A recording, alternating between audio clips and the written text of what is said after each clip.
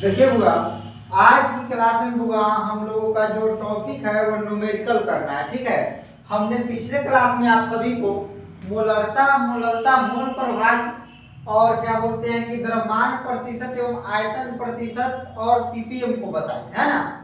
एक बार बुआ उसको फिर से आपको थोड़ा सा समझा देते हैं ताकि आगे आपको समझने में आसान हो। देखिए बुआ, मोल फ्रैक्शन इक्वल बताए थे हम आपको, मोल प्रभाव बताए है ना। तो मोल प्रभाव में आप लोग पढ़े होइएगा एक से इक्वल टू एन ए बटा N A plus N B, और एक्स बी इक्वल टू पढ़े हैं एन बी बटा N A plus N B.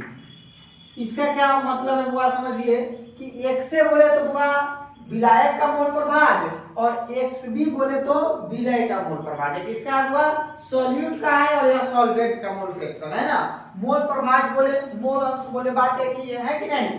तो यहाँ पे देखिए विलय का अगर मोल निकालना होगा, मोल प्रभाज निकालना होगा किसका, विलय का, यानी बुआ किसका बोले तो सॉल्यूट का यदि मोल फ्रैक्शन निकालना हो तो सबसे पहले याद रखिएगा बुआ हम लोग क्या करते हैं कि जो सॉल्यूट का जो मोल होता है उसको और पूरे सॉल्यूशन के मोल से डिवाइड कर देंगे तो हमारा क्या निकल जाएगा, सॉल्यूट का मोल फ्रैक्शन यानी विलय का मोल फ्रैक्शन निकल जाएगा, यानी विलय का मोल प्रभाज निकल जाएगा। यानी जिसका मोल प्रभाज निकालना हो विलय का, तो विलय के मोल प्रभाज को ऊपर रखिएगा और टोटल विलयन के मोल, एक सेकंड होगा आपके, फिर से एक बार इसको बता। देखिए अगर हमको विलय का मोल प्रभाज निकालना हो तो किसका, विलय के मोल और विलयन के कुल मोल से भाग दे देंगे तो हमको विलय का मोल प्रभाज निकल जाएगा। यदि विलायक का मोल प्रभाज निकालना हो, किसका, विलायक का मोल प्रभाज निकालना हो तो उस समय क्या करेंगे कि विलायक के मोल बटा विलयन के कुल मोल से भाग कर देंगे तो किसका निकल जाएगा, हमारा विलायक का मोल प्रभाज निकल जाएगा। कोई दिक्कत नहीं ना। तो देखिए अब हम लोगों को जो समझना है वो ये तो समझ गए विलय के मोल प्रभाज और विलायक के मोल प्रभाज के लिए फॉर्मूला। ठीक है, अब देखिए क्वेश्चन जो है हम लोगों के पास है हुआ C2H6O2, इसको बोलते हैं इथिलीन ग्लाइकोल। क्या बोलते हैं हुआ, इथिलीन ग्लाइकोल इसको बोलते हैं। ठीक है, तो कह रहा है हुआ क्वेश्चन C2H6O2 के मोल अंश की गणना करें यदि विलयन में C2H6O2 क्या हुआ, C2H6O2, गलती से बोल हुआ C2H6O2, यहां भी अब हुआ विलयन में C2H6O2 की 20% द्रव्यमान, कितना हुआ, 20% द्रव्यमान। तो बुआ ये चीज समझ लीजिए बुआ, विलय हमारा बोलिए तो विलय इसमें क्या होगा बोलिए तो, सॉल्यूशन में इसके लिखेंगे सबसे पहले बुआ, सॉल्यूशन में देखिए यहाँ पे क्या हम लोगों का बोलिए, यहाँ पे यह जो है विलय है, कहिएगा सर कि ये चीज बताइए यहाँ पे कि इसमें तो बस विलय की चर्चा है तो विलायक कौन हो गया, तो केवल जब विलय दिया गया हो तो समझ लीजिए कि उसमें विलायक क्या है, हमारा जल है, बात H2O है, क्या है, H2O है। तो यहाँ पे देखिए 20 ग्राम क्या है, इसमें 20% बोले, मान लीजिए कि विलयन हमारा 100 ग्राम है, क्या लिखेंगे तो लिख देंगे यहाँ पे माना विलयन यदि 100 ग्राम हो तो माना यदि विलयन कितना 100 ग्राम हो तो बोलिए तो विलय क्या हो जाएगा, बोलिए तो विलय कितना ग्राम होगा, 20 ग्राम। तो लिख देंगे C2H6O2 कितना है, 20 ग्राम है, की मात्रा क्या है, 20 ग्राम है। कोई दिक्कत नहीं ना। अब देखिए बुआ हम लोग सबसे पहले क्या करेंगे कि हम लोगों को निकालना विलय का मोल प्रभाज, विलय का मोल प्रभाज। तो विलय का मोल प्रभाज निकालने के लिए बुआ हम लोगों को किसका मोल प्रभाज निकाल, किसी की जरूरत, किस चीज की जरूरत पड़ने वाली है, तो हम लोगों को जो पड़ेगा बुआ विलय के मोल और विलायक का मोल, दोनों का मोल की आवश्यकता। तो सबसे पहले हम लोग निकालेंगे बुआ इसका मोल, तो लिखेंगे C2H6O2 की मोल।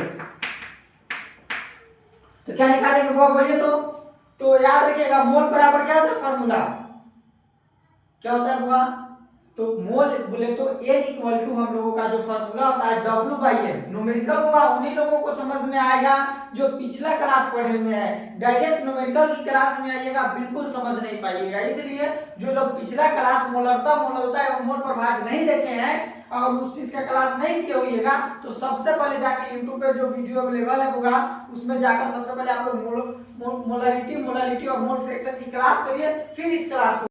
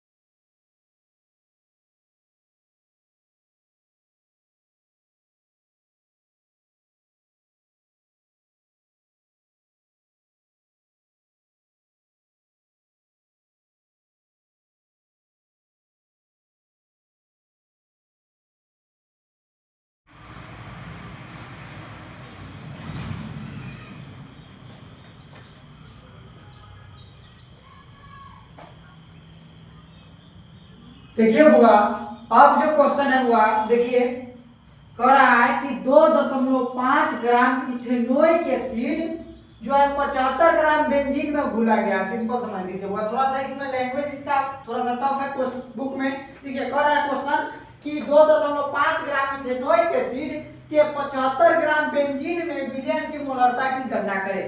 इसका अर्थ होगा कि 2.5 ग्राम बेंजीन जो है 2.5 ग्राम इथेनोइक एसिड 75 ग्राम बेंजीन में घोला गया है, तो विलयन की मोलरता की गणना करें। किस चीज हुआ? मोलरता की गणना करें। तो सबसे पहले हुआ यहाँ पे देखिए, यहाँ जो दिया हुआ विलय है इथेनोइक एसिड, क्या है? विलय है, जिसका सूत्र होता है CH3COOH। तो सबसे पहले यहाँ पे हम लोग क्या लिखेंगे हुआ कि हम लोग निकालेंगे WB और MB। क्या निकालेंगे होगा? W, क्योंकि विलय के ही आधार पर होगा हम लोग क्या करते हैं, मोलरता की और मोलरता की गणना करते हैं। ये तो होगा पहले ही आप लोग पढ़ चुके हैं। तो देखिए यहाँ पे हो जाएगा WB इक्वल टू क्या होगा, बोलिए तो 2.5 ग्राम। क्या हो गया? 2.5 ग्राम। ठीक है, और अब हम लोगों की जरूरत होगा MB का। तो MB यहाँ पे देखिए MB कितना है, MB का जो वैल्यू है वो हम लोग निकालेंगे। तो MB निकालने के लिए इसका मॉलिक्यूलर मास निकालेंगे, किसका? इथेनोइक एसिड का। तो CH3COOH का आणविक द्रव्यमान कितना हो जाएगा? Molecular mass. क्या निकालेंगे? Molecular mass. देखिए वो इसका अगर मॉलिक्यूलर मास निकालेंगे तो C का होगा 12 प्लस इसका हो जाएगा 3 प्लस इस कार्बन का 12 प्लस ऑक्सीजन का 16 16 32 प्लस हाइड्रोजन का 21 को जोड़ेंगे तो हो जाएगा होगा 60। क्या आ गया? 60। तो देखिए हम लोगों को होगा मोलरता के लिए देखो फार्मूला जो होता है क्या होगा, मोलरता बराबर होता है, देखिए यहाँ पे इसको लिख देते M इक्वल टू WP गुना 1000 बटा MB गुना WA इन ग्राम। यही है ना? तो देखो तो होगा यहाँ पे W है, तो WA यानी कितना दे रहा है? 75 ग्राम। तो यहाँ से हम लोग WA बराबर निकालेंगे क्या? 75 ग्राम, और यहाँ पे हमने MB क्या निकाल लिया, बोले तो 60 ग्राम। क्या गया? 60 आ गया। ठीक है, 60 ग्राम नहीं MU में लिखते हैं। ठीक है, या मोल लिख सकते हैं। ठीक, तो बुआ यहाँ पे लिख दिए 60 ग्राम लिख दिए। ठीक है, अब यहाँ पे देखिए W ये सब पता चल गया, तो इस सब का क्या करेंगे, हम वैल्यू पुट करेंगे। तो WB का वैल्यू बोलिए 2.5 गुना 1000 बटा MB का वैल्यू, MB का हो गया 60 और गुना WA का 75। अब क्या करेंगे बुआ, देखो कटा लेंगे इसको, तो एक यहाँ पे दशमलव रहेंगे, तो यहाँ पे एक जीरो बढ़ा देंगे। हो गया कि नहीं? अब यहाँ पे देखो 2 जीरो से 2 जीरो खत्म। अब यहाँ पे देखो 25 से 3 75 कट गया, तो बच गया होगा 10। अब बटा यहाँ पे क्या बच गया? 3, और यहाँ पे 6 और 3 तक हो जाएगा 18। 10 बटा 18 क्या हो गया होगा? 10 बटा 18। अब इसको भाग दे दीजिएगा। अगर इसमें हम क्या करेंगे होगा, भाग दे देंगे तो हो जाएगा 0.556 मोल प्रति केजी, क्योंकि मोलरता हुआ केजी। अगर इसको और चाहे लिखने के लिए तो लिख सकते हैं 0.056 मोल केजी इनवर्स। क्या हो जाएगा होगा? KG inverse. तो इस तरह से हुआ आपके न्यूमेरिकल क्वेश्चन जितने भी थे हम सारे क्वेश्चन को बता दिए। अब हम आपको होमवर्क देते हैं। ठीक है, क्या दे देते हैं बुआ? होमवर्क जो आप लोग घर से बना के लाइएगा। ठीक है, यानी अपना बना लीजिएगा। जो भी डाउट होगा फिर कल की क्लास में हम होंगे, जो आप लोगों के लिए जो क्लास होगा उसमें कमेंट बॉक्स में आप हमसे पूछ लीजिएगा कि सर कि इतने नंबर क्वेश्चन में हमें डाउट है, हम आपको उसी समय हम आपको समझा देंगे। ठीक है, या नहीं हो पाएगा तो उसके लिए अलग से वीडियो बनाकर हम आप लोगों के लिए अपलोड कर देंगे। अब जिन लोगों को मॉलिक्यूलर मास में दिक्कत है उन लोगों के लिए होगा प्लेलिस्ट में एक मॉलिक्यूलर मास करके एक टॉपिक है, जहां पे वीडियो आपका अवेलेबल है। वहां से देखिए इसका मॉलिक्यूलर मास निकालना आपको आ जाएगा। वहां पे इसको काफी बुआ बायो ढंग से जैसे डायमेंशन फार्मूला पढ़ाए थे उसी तरह से इसको भी पढ़ाया है कि नहीं। तो चलिए इस क्वेश्चन को कर लिया। अभी जो आप लोगों को स्क्रीन पर जो क्वेश्चन दिखा उन सारे क्वेश्चन को क्या करिएगा कि अच्छे से बनाकर और आप लोग क्या करिएगा लाइएगा। ठीक है, तो चलिए आज की क्लास को हम लोग यहीं पे समाप्त करते हैं। आशा करते हैं कि आज की क्लास आप लोगों को बहुत अच्छे ढंग से समझ में आई होगी। तो चलिए फिर हम आपसे कल मिलेंगे नए जोश के साथ, नए टॉपिक को अच्छे से हम लोग पढ़ेंगे। ठीक है, तो आज की क्लास हम लोग यहीं पे समाप्त करते हैं। जय हिंद।